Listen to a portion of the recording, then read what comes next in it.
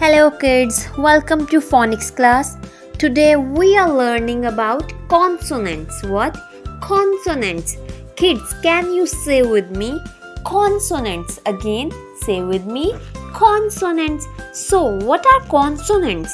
In all the alphabet from A to Z excepting A, E, I, O, U, expecting A, E, I, O, U are called consonants. So, kids, there are total 21 consonants. How many?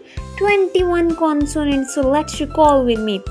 B, B, B, B, C, K, C, K, D, D, D, D, F, F, F, F, G, G, G, K, H, H, H, H, J, J, K, K, L, L, M, M, N, N, P, P, Q, Q, R, R, S, S, T, T, V, W, W, W, W, X, X, Y, Y, Z, Z.